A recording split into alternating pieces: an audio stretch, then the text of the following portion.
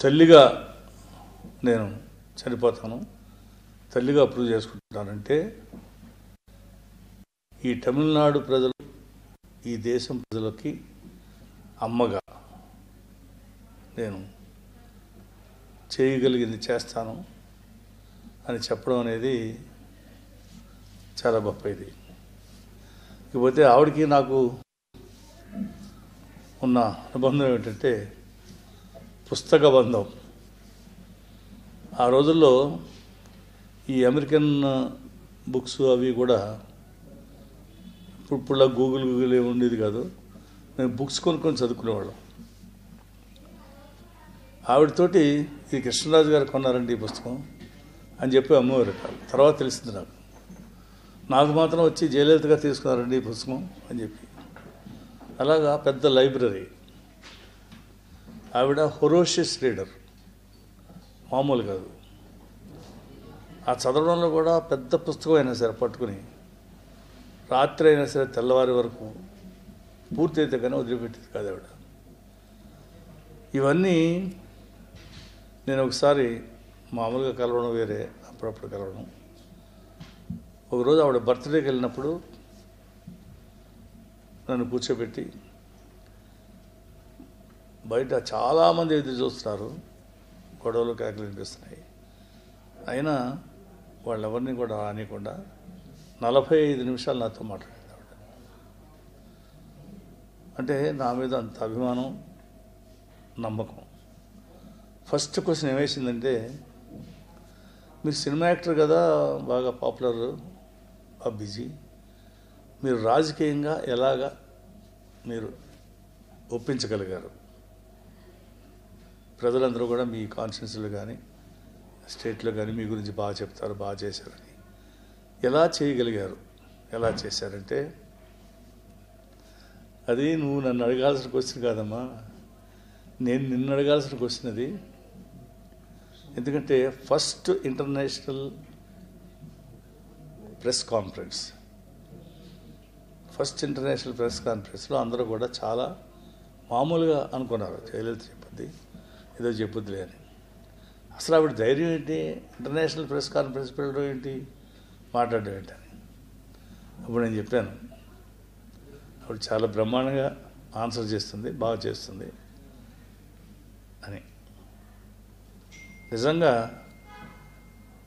International press కదా, అన్ని రంగాల్లోనే as a politician, as a CM ఏం చేస్తావు, ఎలా చేస్తావు, ఏం చేస్తావు అనడంలో చాలా క్రిటికల్ క్వశ్చన్స్, చాలా ఎక్స్పీరియన్స్డ్ పొలిటీషియన్ అయితే చెప్పలేని క్వశ్చన్స్ ఆవిడ చాలా నవ్వుతూ మామూలుగా మాట్లాడి చెప్పింది. అంటే because she read so much, voracious reader కాబట్టి ప్రపంచాన్ని చూడకపోయినా ప్రపంచాన్ని చదువులు పుస్తకం రీడర్ పట్టణంలో ఆవిడ చూసింది.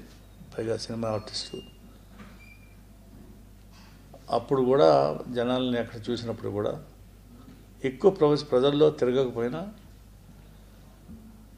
ఎంజీఆర్ గారికి సరైన సలహాలు ఇచ్చేది ఆవిడ. అటువంటి పొలిటీషియన్ ఆవిడ. సరే నువ్వు అంత గొప్ప పొలిటీషియను, సినిమా ఆర్టిస్ట్ అయ్యి నేనేమిటి, నేను మామూలుగా అదే ఆ పుస్తకాలు చదువు, నువ్వు చదువు ఎలా చేసావో అలాగే నేను కూడా మెయింటైన్ చేసుకొచ్చానని చెప్పి మాట్లాడామన్నమాట. ఆ తర్వాత బ్రదర్ అని చాలా ఆప్యాయంగా మాట్లాడి ఎన్నో రకాలు మేము మాట్లాడుకున్నాం, పార్టీ విషయాలు కానీ ఇవి కానీ చాలా. కానీ ఒక మాట అడిగాను నేను, ఏమో లైఫ్లో బాగా ఏదో ఓకే, తెలుగు చాలా గొప్పగా మాట్లాడేది, జరుగుతుంది, జరగనండి, are you happy, not exactly అంతే. ఇంకా మళ్ళీ నేను మాట్లాడలేదు. ఇంకా సరే అంటే లైఫ్లో తను సుఖపడిపోయినా పేదవాళ్ళకి, పేదవాళ్ళకి, బాధపడే వాళ్ళకి ఏదో సేవ చేసి దాని ద్వారా తృప్తి పొందాలని ఆవిడ ఉద్దేశం నాకు అర్థమైనప్పుడు. అందుకే అన్నీ కూడా ఇప్పుడు ఫుడ్ లేకుండా బాధపడుతున్నారు అనడానికి వీలు లేకుండా 10 పైసలు ఇడ్లీ, అమ్మ క్యాంటీన్స్, అమ్మ షాప్స్, అమ్మ అమ్మ అమ్మ అన్ని రకాలుగా పెట్టి కింద వాళ్ళందరికీ కూడా బాగా ఉండేలా చేసింది ఆవిడ.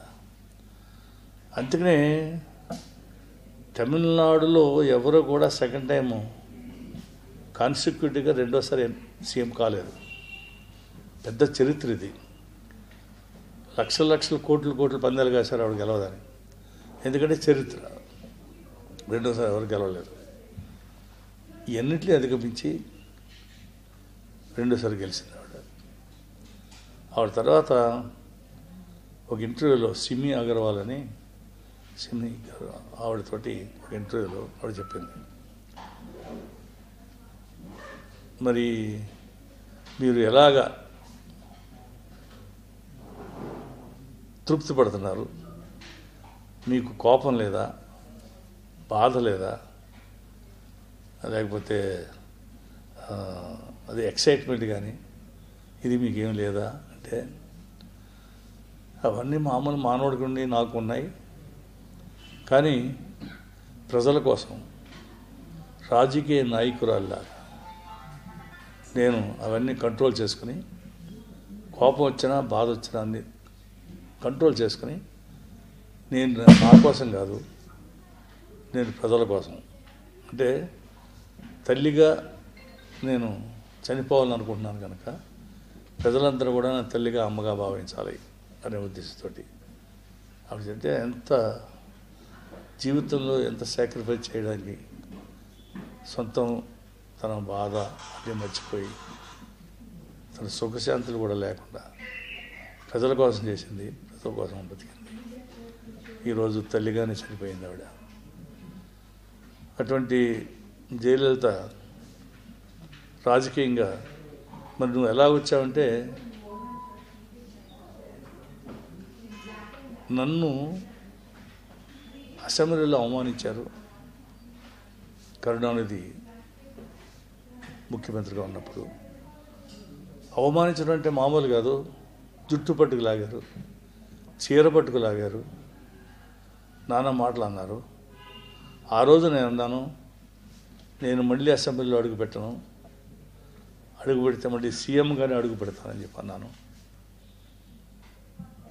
అంతే, ఆ పట్టుదలతోటే 2 సంవత్సరాలు తిరగకుండా చైర్మన్ అయ్యాను, సీఎం అయ్యాను. నేను మళ్ళీ అసెంబ్లీలో అడుగు పెట్టాను సీఎంగానే అని చెప్పి. అంత పట్టుదల మనిషికి.